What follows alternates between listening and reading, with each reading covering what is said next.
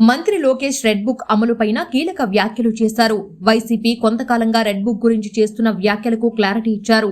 అధికారంలో ఉన్న సమయంలో భూములు దోచేసిన వారిని వదిలిపెట్టాలా అని ప్రస్తావించారు.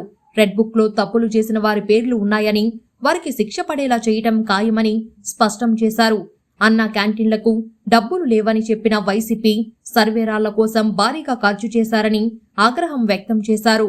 చట్టాన్ని ఉల్లంఘించి ప్రజలను, కార్యకర్తలను ఇబ్బంది పెట్టిన వారిని వదిలేదే లేదని ప్రచారంలో చెప్పానని లోకేష్ గుర్తు చేశారు. రెడ్ బుక్ విషయంలో ఊరూరు వెళ్లి మాట్లాడానని వివరించారు. దీనిపై ప్రజలకు తాను హామీ ఇచ్చానన్నారు. దానికి కట్టుబడి ఉన్నానని తెలియజేశారు.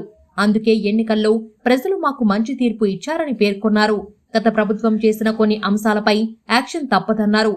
ముఖ్యంగా లిక్కర్, ఇసుక దందాలు కొనసాగాయని చెప్పుకొచ్చారు.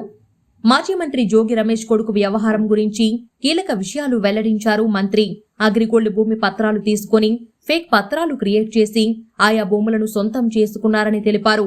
ఆ తర్వాత వాటిని అమ్మేశాడన్నారు. ఇలాంటి వాటిపై యాక్షన్ తీసుకోకూడదా అని ప్రశ్నించారు.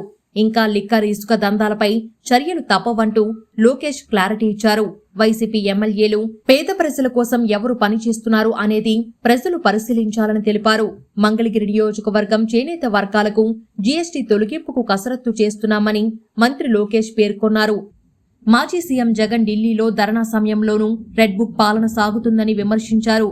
ప్రస్తుతం జోగి రమేష్ భూముల కేసులో అరెస్టయ్యారు. టీడీపీ కార్యాలయంపై దాడి కేసులో జోగి రమేష్ విచారణకు హాజరు కానున్నారు. ఇదే కేసులో మరికొందరు వైసీపీ నేతలు విచారణ ఎదుర్కోవాల్సి ఉంది.